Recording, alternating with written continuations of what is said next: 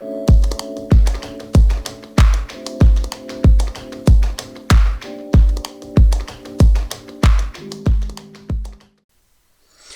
वालेकुम students, foggy days enjoy कर रहे होंगे आप। आज हम लिपिड्स के बारे में कुछ पढ़ेंगे और लिपिड्स हमारा दूसरा मॉलिक्यूल है जो हम लिविंग ऑर्गेनिज्म का पढ़ रहे हैं। इससे पहले हमने कार्बोहाइड्रेट्स देखे थे और लिपिड्स के बारे में आपको बता दूं कि इट्स सो इम्पॉर्टेंट कि ये दोनों काम करता है, एनर्जी भी प्रोवाइड करता है, इंटरफेस से मुराद ये है कि ये स्ट्रक्चरल भी है और ये सिग्नल्स भी प्रोड्यूस करता है, एज ए सिग्नलिंग मटीरियल भी यूज़ होता है। Lipids are non polar organic molecules that are insoluble in polar water but soluble in non polar organic solvents like ether, alcohol and chloroform. तो पानी के अंदर ये सॉल्युबल नहीं है, बल्कि जो ऑर्गेनिक सॉल्वेंट्स हैं जिसमें अल्कोहल है, क्लोरोफॉर्म है, इनके अंदर ये सॉल्युबल हैं।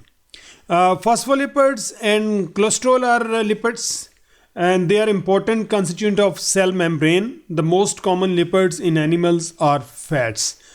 फैट्स जो हैं वो ज़्यादा कॉमन हैं, जो एनर्जी प्रोवाइड करती हैं, हमारी बिल्डिंग ब्लॉक भी करती हैं, हमारी बॉडी के ऊपर एक लेयर भी देती हैं जो हमें सर्दी से बचाती है, इंजरी से बचाती है, शॉक से बचाती है। इसके अलावा जो हमारी मटेरियल की कम्युनिकेशन है उसमें हेल्प करते हैं, उसमें कोलेस्ट्रॉल बहुत इंपॉर्टेंट है। फॉस्फोलिपिड्स जो हैं वो सेल मेम्ब्रेन का एक बहुत इम्पॉर्टेंट पार्ट है। आपको पता है जब आपने स्ट्रक्चर पढ़ी थी सेल मेम्ब्रेन की फ्लूइड मोज़ेक मॉडल में, तो जो सबसे ज़्यादा इम्पॉर्टेंट चीज़ है सेल मेम्ब्रेन में या मेम्ब्रेनस सिस्टम ओवरऑल सेल में, वो फॉस्फोलिपिड्स हैं। Fats are esters of fatty acids and glycerol. Glycerol एक अल्कोहल की फॉर्म है, ठीक है, और फैटी एसिड्स स्पेशली टाइप्स हैं ऑर्गेनिक एसिड्स की जो लिविंग ऑर्गेनिज्म के अंदर पाए जाते हैं। Fats have the following properties. Lipid molecules are primarily composed of carbon, hydrogen and oxygen atoms. Some lipids are also contain small amounts of phosphorus and nitrogen and they contain a much smaller proportion of oxygen. देखिए carbohydrates की तरह से ही हैं, बिल्कुल carbon है, इनका constituent hydrogen है और ऑक्सीजन है, लेकिन यहाँ पर जो डिफरेंस है वो प्रोपोर्शन का है। वहाँ पर तकरीबन कार्बन, हाइड्रोजन और ऑक्सीजन बराबर हैं, लेकिन यहाँ पर सूरत हाल डिफरेंट है। यहाँ पर ऑक्सीजन की मिकदार बहुत कम है। फॉर एग्ज़ाम्पल जो ट्राइस्ट्रीन का फार्मूला है उसमें आप देखें कि कार्बन 57 है, हाइड्रोजन 110 और ऑक्सीजन सिर्फ 6 है। The building blocks of fat molecules are fatty acids and glycerol. Fatty acids contain long hydrocarbon chain bond to the carboxyl groups and glycerol is a 3 carbon alcohol with each carbon bearing a hydroxyl group. 3 fatty acid molecules combine with the glycerol molecule and they are attached to the 3 carbon atoms in the glycerol backbone। तो ये ester bond बनता है। ये fatty acid है, ये fatty acid है, stearic acid है, oleic acid है, लॉन्ग चेन है, ठीक है। लॉन्ग चेन फैटी एसिड्स हैं जिनके एक एंड के ऊपर कार्बोक्सिलिक ग्रुप लगा हुआ है और एक लॉन्ग चेन है, कार्बन चेन है। उसमें आप देखेंगे जो डिफरेंस है, यहाँ पर डबल बॉन्ड है और इसके अंदर कोई डबल बॉन्ड नहीं है। तो स्टीरिक एसिड है, ओलिक एसिड है। इसी तरीके से जो फैटी एसिड की जनरल स्ट्रक्चर होती है बिल्कुल सेम ही होती है। उसके अंदर एक तो लेंथ ऑफ द चेन का डिफरेंस होता है और दूसरा जो है डबल बॉन्ड और सिंगल बॉन्ड का फ़र्क होता है। अदरवाइज़ वो हाइड्रोकार्बन ही हैं।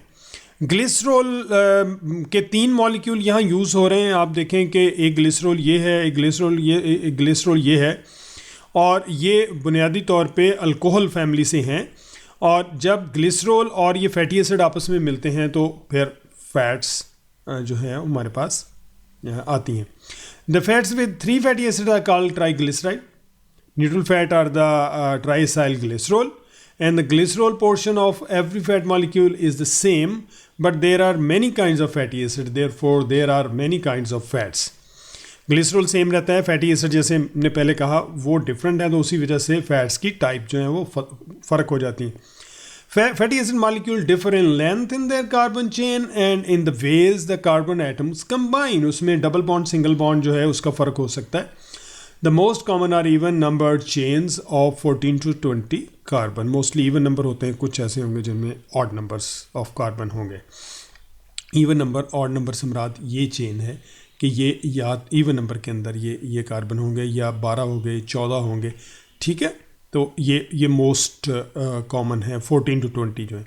अब टाइप्स ऑफ फैट्स कौन सी हैं? अनसेचुरेटेड फैट्स हैं। अनसेचुरेटेड फैट्स ऐसी फैट्स होती हैं जिनके अंदर most of the time double triple bond होता है कार्बन टू कार्बन। उसमें जब डबल और ट्रिपल बॉन्ड होता है, उसमें होता क्या है कि अनसैचुरेटेड इसलिए इसको कहते हैं कि इसमें फिर हाइड्रोजन की क्वांटिटी कम हो जाती है। अब देखें ना, यहाँ पर ये जो हमने फैटी एसिड देखे थे, यहाँ पर डबल बॉन्ड आया, ये जगह यहाँ पर डबल बॉन्ड है, ठीक है, ये डबल बॉन्ड है, ये सिंगल बॉन्ड है स्टीरिक एसिड में, और यहाँ डबल बॉन्ड है। तो यहाँ अगर सिंगल बॉन्ड है तो 2 हाइड्रोजन इधर भी लगे हुए हैं, 1 2 3 4 इन 2 कार्बन के अंदर। यहाँ इन 2 कार्बन में कितने हाइड्रोजन रह गए? 2 सिर्फ, क्योंकि ये जो वैलेंसी थी डबल बॉन्ड ने सेटिस्फाई कर दी है कार्बन की, लिहाजा हाइड्रोजन की मिकदार कम हो गई। तो इसलिए यहाँ पर हाइड्रोजन की मिकदार जब कम होगी, डबल एंड ट्रिपल बॉन्ड जहाँ पर होंगे, तो उसको अनसैचुरेटेड कहेंगे। अनसैचुरेटेड से मुराद ये कि इसके अंदर हाइड्रोजन की मिकदार कम है।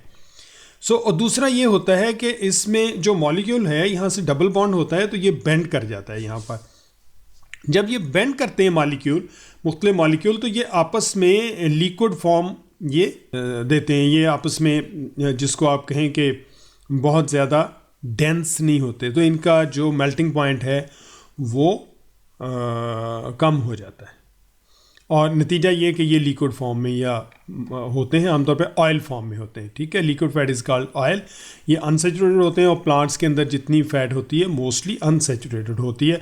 डबल बॉन्ड होते हैं इनके अंदर, या ट्रिपल बॉन्ड होते हैं, तो वो ऑयल की फॉर्म में पाई जाती हैं। जबकि सैचुरेटेड फैटी एसिड में डबल बॉन्ड्स नहीं होते, बल्कि इसके अंदर हाइड्रोजन की मिकदार बहुत ज़्यादा होती है, और ये आमतौर पे सॉलिड फॉर्म में होते हैं। ये एनिमल फैट जो है वो मोस्ट ऑफ द घी वगैरह जिसे आप कहते हैं, ये ज़्यादातर सॉलिड फॉर्म के अंदर होती है। और यही वजह है कि हम जब ऑयल के अंदर से हाइड्रोजनेशन उसकी करते हैं, जो बनस्पति घी बनता है, सिंपली निकल एज ए कैटलिस्ट काम करता है, हाइड्रोजन उसमें से गुजारते हैं। हाइड्रोजन जो है वो डबल बॉन्ड को तोड़ देता है, उसकी जगह पे सिंगल बॉन्ड आते हैं, हाइड्रोजन उसके अंदर सैचुरेट हो जाता है या उसके साथ अटैच हो जाता है, और वही जो घी होता है, जो ऑयल होता है, वो घी में कन्वर्ट हो जाता है। So we convert unsaturated plant fats into saturated fats, तो वो उससे वो घी बन जाता है, ठीक है। उसके बाद फास्फोलिपिड्स हैं, हमने पहले बात की है कि इट्स वेरी इंपॉर्टेंट। फास्फोलिपिड्स, इसके अंदर 2 पोर्शन होते हैं। One is the hydrophilic portion होता है, दूसरा हाइड्रोफोबिक पोर्शन होता है। और ये हेड है जो सॉल्युबल इन वाटर है, हाइड्रोफिलिक है, और जो टेल है वो हाइड्रोफोबिक है। तो इसके अंदर ये जो मेम्ब्रेन स्ट्रक्चर हैं उनमें ये बहुत इंपॉर्टेंट है। और आप देखिए कि ये हाइड्रोफिलिक पोर्शन है इसका, फास्फोलिपिड्स का, और ये हाइड्रोफोबिक है। तो इसके साथ कुछ फास्फोरस मॉलिक्यूल लगे हुए होते हैं, इसलिए इसको फास्फोलिपिड्स कहते हैं। और ये हाइड्रोफिलिक प्रॉपर्टीज़ इसको देते हैं।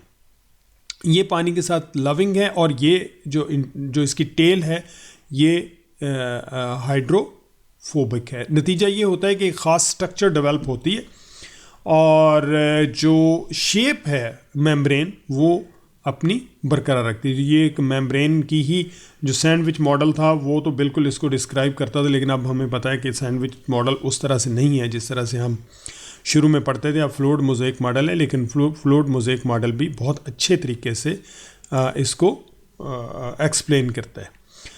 ये फास्फोलिपिड्स आपने याद रखना है कि इसमें 2 पोर्शन है। One is the head and second is the tail. Head is the hydrophilic and tail is the hydrophobic, so it maintains the structure of the membrane system in the cells.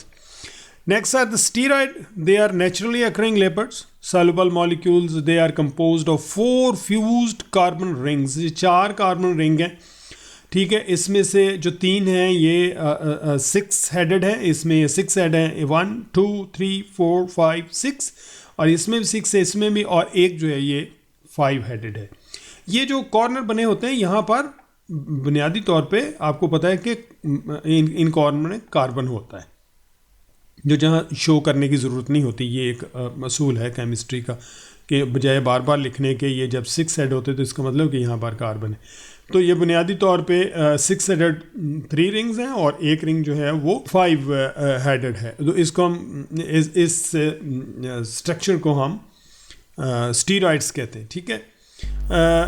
The 4 rings contain a total of 17 carbon and cholesterol is an important biologically active steroid.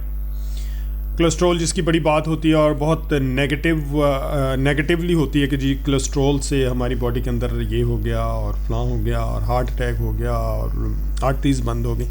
लेकिन students आपको पता होना चाहिए कि जो steroid है हमारी body इसका बहुत इंपॉर्टेंट मॉलिक्यूल है और स्टीरॉयड्स के बग़ैर हमारी बॉडी चल ही नहीं सकती और कोलेस्ट्रॉल के बग़ैर हमारी जो ब्लड फ्लो ही कायम नहीं रह सकता। तो कोलेस्ट्रॉल एक ख़ास हद तक हमें ज़रूरत है, लेकिन उससे ज़्यादा अगर हो जाएगा तो फिर हमारे लिए प्रॉब्लम हो जाएगा। फिर वो ज़ाहिर है कोई भी चीज़ जब एक ख़ास हद से बढ़ती है तो वो फिर नुकसान भी देती है। तो ब्लॉकेज जो हमारे यहाँ आता है वो उस वक्त होता है जब हम हाई कोलेस्ट्रॉल डाइट्स लेना शुरू कर देते हैं और हमारी बॉडी की जितनी रिक्वायरमेंट है उससे ज़्यादा हो जाता है। उससे कम होगा। जो लोग सिर्फ सैलड वगैरह पे ज़िंदगी गुजारना शुरू करते हैं तो उनमें बहुत ज़्यादा कोलेस्ट्रॉल की कमी हो जाती है और उनमें हेल्थ प्रॉब्लम आम आदमी से भी ज़्यादा हो जाते हैं। तो ये बैलेंस डाइट रखनी चाहिए और ये ज़रूरी है कि आपकी डाइट के अंदर कोलेस्ट्रॉल की एक मुनासिब मिकदार ज़रूर होनी चाहिए। Similarly, some important steroids are vitamin D and hormones of the adrenal gland. For example, aldosterone, ये हमारी जो ग्रोथ हार्मोन है जिससे हमारी बढ़ोतरी होती है, ये भी स्टीरॉयड होते हैं बहुत सारे। विटामिन डी जो हमारी हड्डियों के लिए बहुत ज़रूरी है वो भी स्टीरॉयड है। The ovaries hormone oestrogen and testis में जो प्रोड्यूस टेस्टोस्टेरोन, ये भी बेसिकली स्टीरॉयड है। तो रिप्रोडक्टिव सिस्टम को चलाने के लिए स्टीरॉयड्स की ज़रूरत है और हमारी ग्रोथ के लिए स्टीरॉयड की ज़रूरत है। एमरजेंसी हार्मोन बहुत सारे प्रोड्यूस होते हैं हमारी बॉडी के अंदर जो हमें डेंजर से बचाते हैं। All of these are steroid in nature.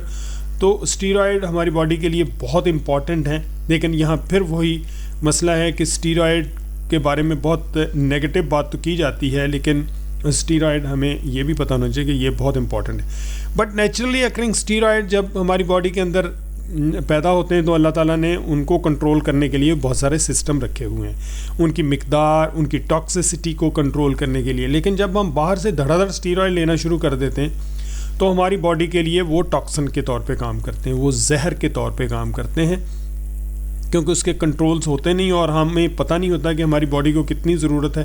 तो ये चूँकि बहुत ही इम्पॉर्टेंट हैं और बहुत एक्टिव हार्मोन्स हैं, तो इस वजह से हमारी बॉडी को वो फ़ायदा देने की बजाय बहुत बड़ा नुकसान दे देते हैं। तो कभी भी आपको ख़ुद से स्टीरॉयड नहीं लेने चाहिए और डॉक्टर की रिकमेंडेशन भी सिर्फ ऑथेंटिक डॉक्टर की। हमारे यहाँ जो आम अब डॉक्टर कोएक्स हैं या इवन ये एज ए बिज़नेस भी चुके हो गया, तो धड़ाधड़ स्टीरॉयड दिए जाते हैं। क्योंकि स्टीरॉयड क्विक एक्शन होते हैं, फौरी आपको आराम आ जाता है, लेकिन बहुत बड़ा नुकसान स्टूडेंट्स वो कर जाता है आपके। और इस वजह से जब भी आप सेल्फ मेडिकेशन एक तो करें ना, और अगर करें भी तो सिंपल मेडिसिन के अलावा कोई आप इस तरह की मेडिसिन ना लें। Thank you very much. कल इंशाल्लाह हम प्रोटीन के बारे में कुछ देखेंगे।